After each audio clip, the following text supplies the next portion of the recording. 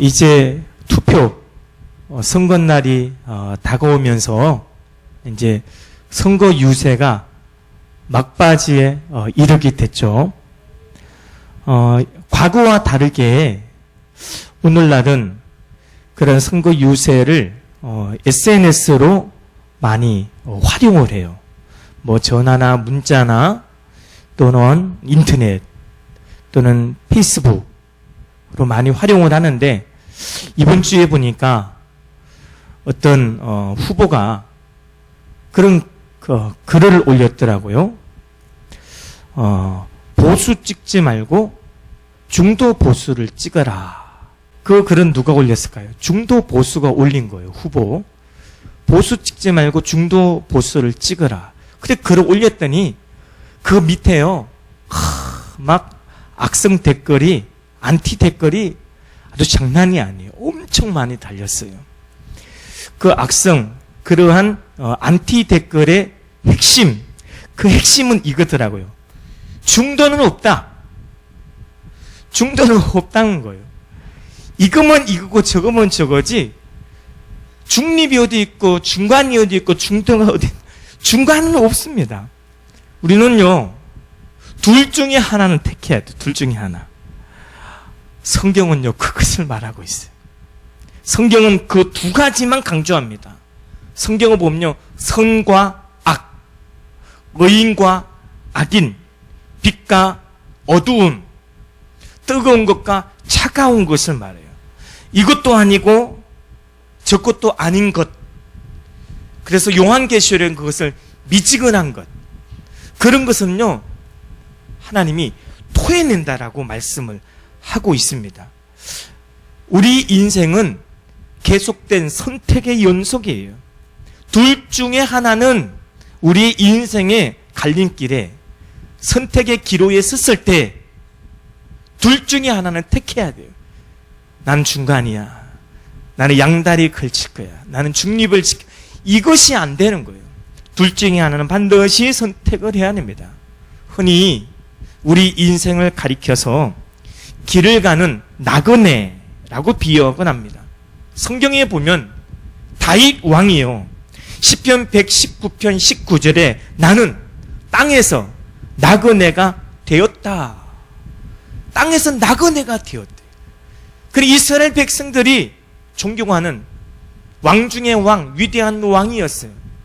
그 왕인 다윗 왕이 나는 땅에서 나그네다. 우리는 이 땅에서 모두가 하나같이 나그네 인생을 사는 것입니다. 우리는 이 땅에서 나그네로 사는 거예요. 그 나그네 인생이, 어떤 인생은 70년이, 그 나그네 인생이, 어떤 인생은 강건하면 80이에요. 그러나 결국은 100년도 안 되는 나그네 인생들이라는 것입니다. 오늘 본문은 우리 예수님께서 산상수훈 따르는 제자들과 무리들에게 산상수훈 그 마지막 클라이막스를 기록하고 있어요. 예수님은 사람의 길을 비유하고 있죠. 그 사람의 길, 우리 인생을 그 길로 비유를 하고 있습니다. 언뜻 보면 사람의 길이 여러 갈래일 것 같아요. 남녀노소가 다르고 남녀노소 빈부귀천이 다르잖아요. 동서고금이 달라요. 직장도 참 다양해요. 취미도 다양해요. 그래서 우리의 인생의 길이 마치 여러 갈래 있을 것처럼 그렇게 생각이 되지만, 그러나 우리 예수님은 우리의 인생의 길이 몇 개라고 말씀하고 있습니까? 오늘 본문이 몇 개라고 말씀하고 있어요? 딱 두 개래요. 두 개입니다. 두 개. 넓은 길과 좁은 길. 좁은 길과 넓은 길. 두 개예요. 그렇다면 저와 여러분은 예외 없이 이 둘 중에 하나의 길을 지금 걸어가고 있는 거예요. 좁은 길을 걸어가고 있던, 넓은 길을 걸어가고 있던, 아니면 넓은 길을 걸어가고 있던, 좁은 길을 걸어가고 있던 저와 여러분은 지금 그 길을 걸어가고 있는 것입니다. 그렇다고 한다면 여러분은 어떤 길을 지금 걸어가고 있습니까? 여러분 지금 걸어가고 있는 그 인생의 길을 다 마칠 때, 행성지, 목적지에 도착했을 때 정말로 후회 없이 만족하고 기뻐할 수 있는 길을 지금 걸어가고 있습니까? 이 시간 저와 여러분이 하나님의 말씀, 오늘 주님께 주시는 그 말씀을 통해 다시 한번 진지하게 생각해보는 시간이 되었으면 합니다. 그리고 올바른 선택, 정말로 하나님 기뻐하는 그 탁월한 선택을 하시고 영원히 후회 없는 인생, 진정으로 복된 인생을 만들어가는 여러분 되시기를 주 예수는 간절히 축원합니다. 이처럼 우리의 인생은 선택에 의해 결정이 돼요. 선택에 의해 결정이 되는데 그 선택은 누가 대신해 줄 수 없어요. 내가 하는 것입니다. 내 인생을 누가 대신 살아줄 수도 없어요. 내 인생 내가 사는 거예요. 내 인생의 두 길 가운데 그 길을 선택도, 좁은 길을 선택할 것인지 넓은 길을 선택할 것인지 내가 선택을 하는 거예요. 그것이 어디로 연결되어져 있습니까? 바로 영혼 구원에 연결되어져 있어요. 예수님께 산상수훈에서 지금까지 아주 부드럽게 설교를 하셨어요. 부드럽게 잔잔하게 말씀을 전하셨어요. 그러나 지금부터는 이제 강하게 설교를 말씀을 전하고 계십니다. 왜 그럴까요? 바로 우리의 영혼 구원과 직결되어져 있기 때문에 그런 거예요. 오늘 본문 마태복음 7장 13절부터 27절까지 보면은요, 두 개의 큰 기둥으로 서로 대칭을 이루고 있습니다. 첫째, 두 길. 둘째, 두 나무. 셋째, 두 건물이에요. 두 길. 그 길은 넓은 길이 있고 좁은 길이 있어요. 그 길에는 반드시 게이트가 있습니다. 문이 있어요. 작은 길에는, 좁은 길에는 좁은 문이 있고 넓은 길에는 큰 대문이 있겠죠. 그리고 역시 그 길에는 행선지가 있어요. 그 인생의 목적지가 있다는 것이죠. 좁은 길에 인생의 목적지가 있고 넓은 길에 인생의 목적지가 있어요. 둘째는 두 나무예요. 좋은 나무가 되면 나쁜 나무가 돼야 되는데 성경은 그렇게 말하지 않아요. 좋은 나무, 못된 나무. 못됐대요, 나무가. 그 대칭을 이루고 있어요. 특징이 있습니다. 좋은 나무는 어떤 열매? 좋은 열매를 맺어요. 좋은 나무에서 좋은 열매가 맺고요. 못된 나무에서는 나쁜 열매가 맺습니다. 셋째 대칭을 이루는 것이 뭐예요? 두 건물이에요. 집이죠. 그 집이 어떻게 해요? 바로 모래 위에 지은 집이 있어요. 그리고 반석 위에 지은 집이 있어요. 그것이 지금 본문 마태복음 7장 13절에서 27절까지 두 개의 큰 기둥으로 서로 대칭을 하고 있는 거예요. 특히 우리 예수님께서 산상수훈 가장 우리에게 강조하고 싶은 것 중에 하나는 뭐예요? 길이에요, 길. 넓은 문, 좁은 문. 넓은 길, 좁은 길. 곧 멸망으로 인도하는 길과 생명으로 인도하는 길이 있어요. 다시 말해 지옥으로 가는 길이 있는 반면에 천국으로 가는 길을 서로 대칭해서 설명을 하고 있습니다. 성경에서는요, 늘 두 가지예요. 축복과 저주, 행복과 불행, 생명의 길과 사망의 길, 천국과 지옥을 제시하고 있습니다. 누가 선택을 합니까? 내가 선택을 하는 거예요. 그 선택에 대해서는 후회도 책임도 내가 질 수밖에 없는 것입니다. 시편 1편 말씀에 보면 성경은 이렇게 기록하고 있죠. 의인의 길과 악인의 길. 성경은 항상 두 개예요. 두 가지 길. 복 있는 사람의 길도 바로 의인의 길이 있고 악인의 길이 있어요. 의인의 길은 그가 하는 모든 것이 다 형통하리라. 의인의 길이에요. 복 있는 사람, 하나님 말씀을 주의하는 묵상하는 의인의 길은 그가 하는 모든 것이 다 형통하다라고 말해요. 이것이 바로 우리가 말하는 만사 형통이에요. 그는 악인의 길은 어떡하요? 악인의 길은 망하리로다. 할렐루야. 오늘 이 시간에 세 개의 대칭을 이루고 있지만 오늘 이 시간에는 바로 길에 대해서 말씀을 나누고자 합니다. 넓은 문, 넓은 길은 특징이 있어요.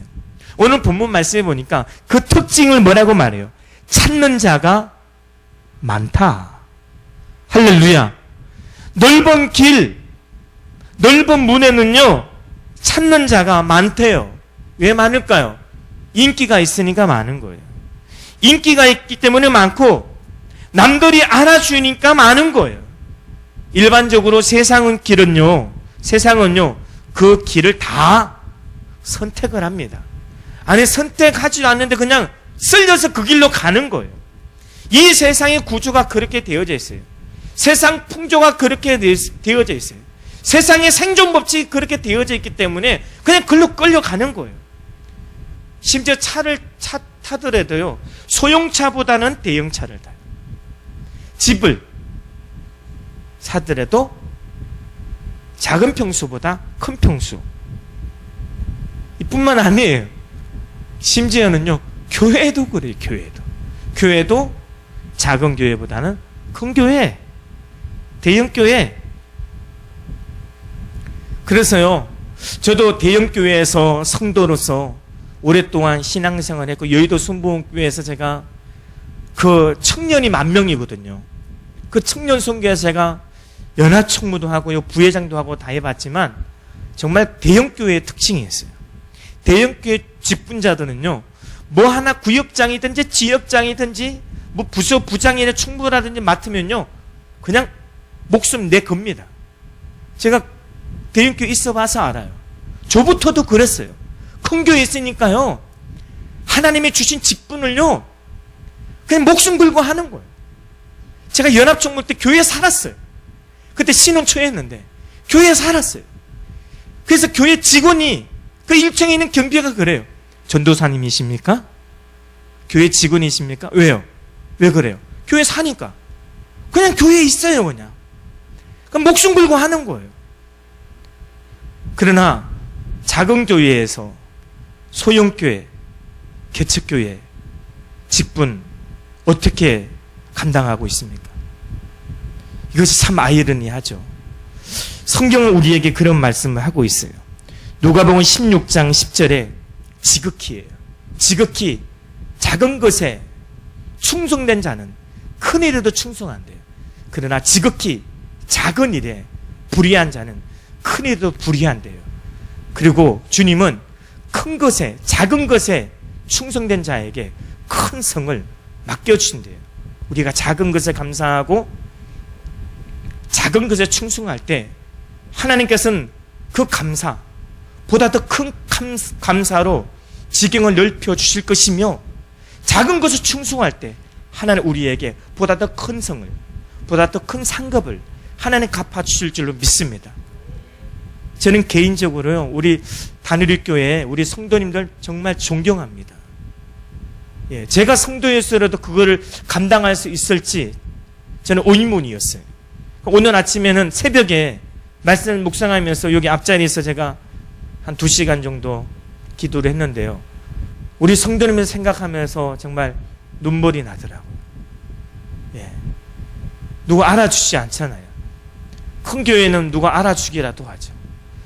작은 개척교회는 누가 알아주지도 않아요.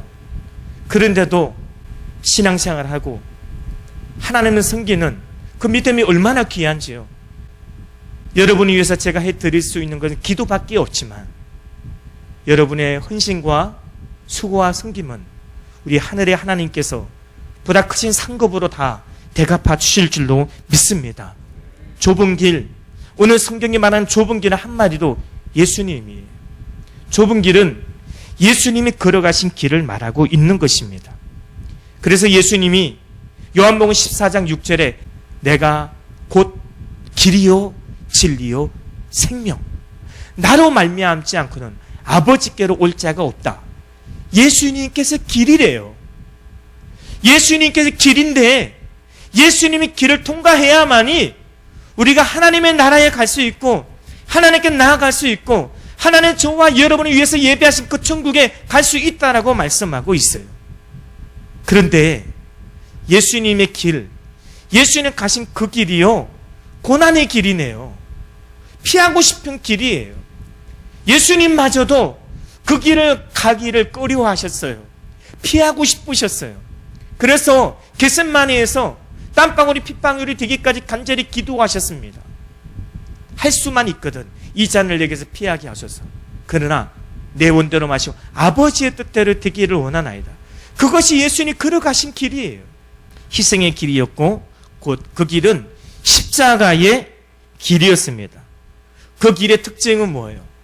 넓은 길은 남들이 알아주고 화려하고 유명한 길이었어요.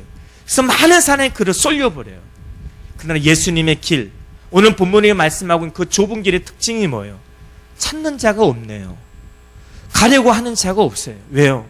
고난의 길이기 때문에. 그 길은요, 어떤 자만이 갈 수 있는 길입니까? 믿음으로 가는 길이에요. 믿음이 없이는 갈 수 없는 길이에요. 그것이 좁은 문이에요. 그것이 예수님이 걸어가신 발자취예요. 믿음이 없이는 갈 수 없는 길이고요. 또 두 번째, 사명 없이는 못 가는 길이에요. 사명이 있어야 있는 거예요. 사명 없이는요, 남들이 알아주지 않는 자리에 있을 수가 없어요. 사명이 있어야 돼요. 믿음과 사명이 있어야 그 길을, 그 좁은 길을 기꺼이 걸어갈 수 있는 거예요. 그래서 좁은 문의 길은 14절에 찾는 이가 어떻다고요? 적다. 고난의 길이니까, 무명한 길이니까, 남들이 알아주지 않는 정말로 그러한 화려하지 못한 길이었기 때문에 찾는 이가 없는 것 당연하지 않습니까? 찾는 이가 적다는 것은 헬라어 원어 성경에 보니까 이 말에는 조금 다른 뜻으로 이렇게 말하고 있습니다. 가고 싶어하는 사람이 적다. 가고 싶어하는 사람이 적다는 말이 아니라 정작 이 문에 들어가는 사람이 아주 적다는 말입니다. 정작 이 문에 들어가는 사람이 아주 적다는 거예요. 생각은 해요. 생각은 합니다. 그 길을 가야 돼. 그 좁은 문으로 좁은 길을 가야만이 그 길이고 영생의 길이야. 축복의 길. 생각은 해요. 생각을 하는데 정작 그 문으로 들어간 사람이 적다. 이것이 바로 찾는 이가 적다는 영적인 의미입니다. 그 문으로 들어가는 사람이 적다는 거예요. 생각을 하지만 결국은 못 들어간다는 것이죠. 결심은 해요. 결심은. 생각과 결심도 해요. 그러나 예수님의 발자취를 뒤따라가겠다라고, 그 길이 영광의 길이기 때문에 다 따라가겠다라고 결심은 하는데, 그러나 못 따라갑니다. 좁은 문에 들어가려면요, 버려야 할 것이 있어요. 버려야 할 것이 있는 정도가 아니고요, 우리가 그 예수님의 가신 그 좁은 문, 그 좁은 길로 가려면요, 우리가 버려야 할 것이 아주 많습니다. 그 중에 하나가 뭔지 아세요? 세상 친구를 버려야 한대요. 예수님을 벗삼아야 된대요.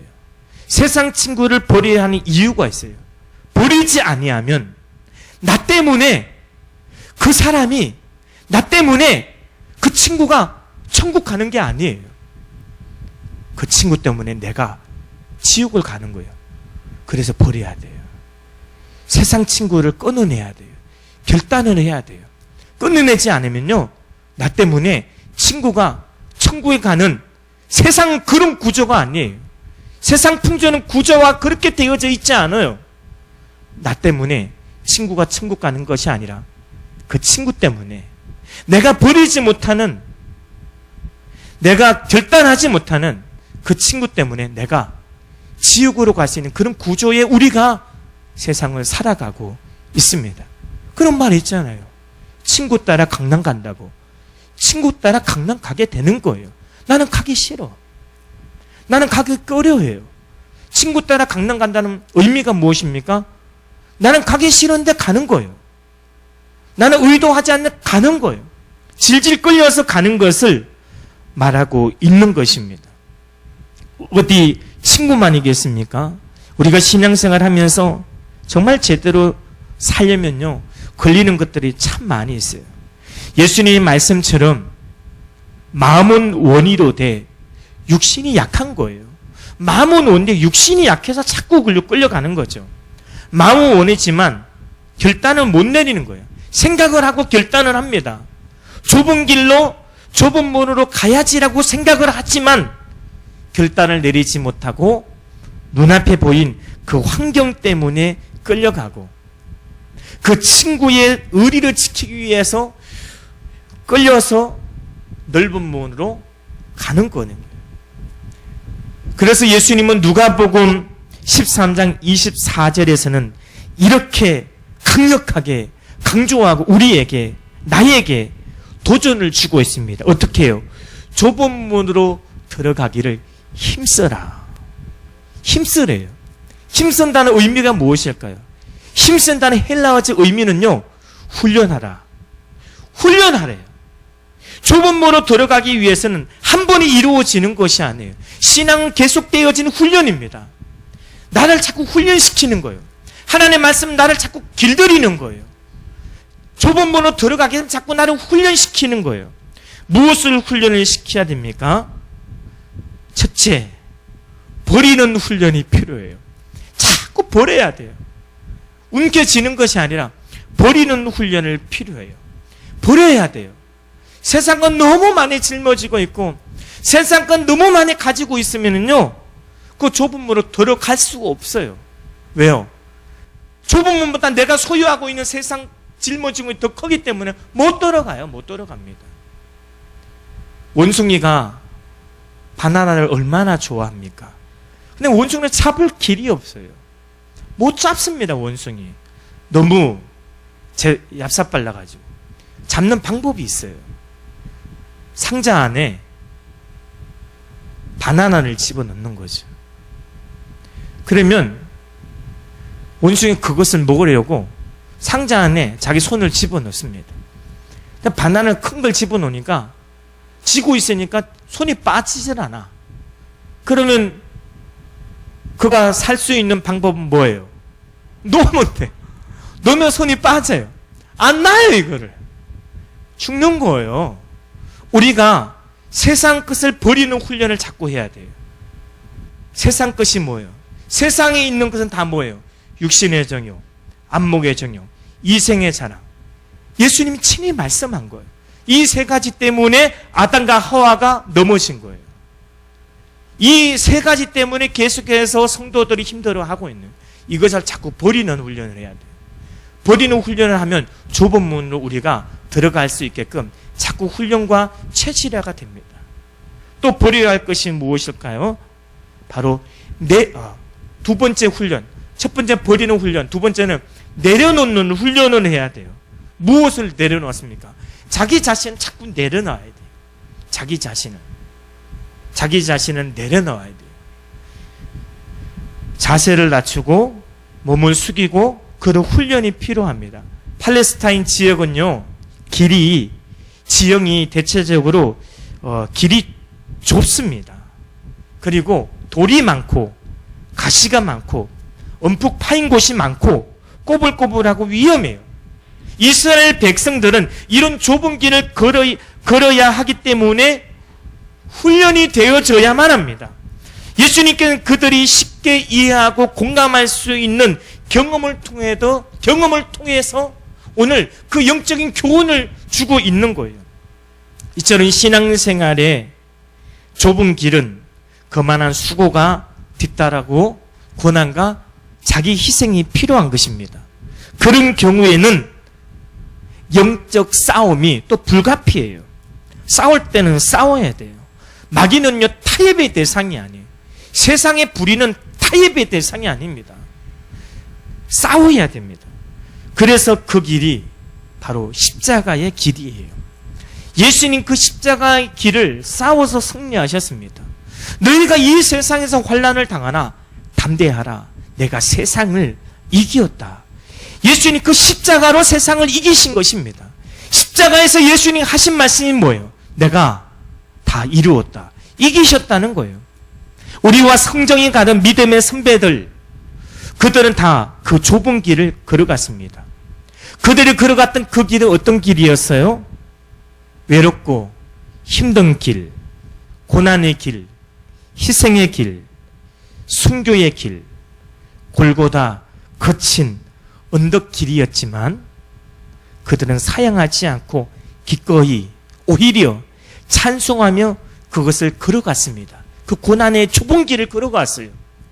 그들은 우리와 성정이 같다라고 말하고 있어요. 그런데 요즘 현대인은 그 길을 가려 하지 않습니다. 힘든 길 안 가려고 해요. 넓은 길, 편한 길, 화려한 길, 남들이 알아주는 그러한 길을 가려고 하고 있습니다. 교회는요, 분명 좁은 길이 분명해요. 교회는 좁은 길이고요, 좁은 문이에요. 세상은 펼쳐진 것은 넓은 길이고 넓은 문이에요. 그래서 그리로 가는 자가, 교회로 오는 자는 그리 많지 않습니다. 앞으로 마지막 때는 더 그래요. 마태복음 24장 37절에 성경은 이렇게 기도하고 있습니다. 노아의 때와 같이 인자의 임함도 그러하리라. 노아의 때와 같이 인자의 임함도 그러하리라. 인자의 임함, 그때가 뭐예요? 인자의 임함이 뭐예요? 예수님의 재림이에요. 즉 뭐예요? 마지막 때. 예수님의 재림 마지막 때. 언제가? 노아의 때가 그랬대요. 때와 같이, 노아의 때와 같이 인자의 임함, 예수님의 재림의 때, 마지막 때가 그렇대요. 그래서 우리는 경각심을 가져야 돼요. 왜요? 지금 우리가 그 마지막 때에 우리가 살아가고 있기 때문에 그래요. 마지막 때 특징이 어떤지 아세요? 노아의 때, 마지막 때의 특징, 그 노아의 때와 같다고 했는데 그때의 특징이 어땠어요? 성경의 창세기 6장 이후에 보면 그때의 특징이 뭐예요? 하나님이 안 계셔요. 하나님의 신으로 충만해야 할 그 땅에 하나님의 신이 안 계신다니까요.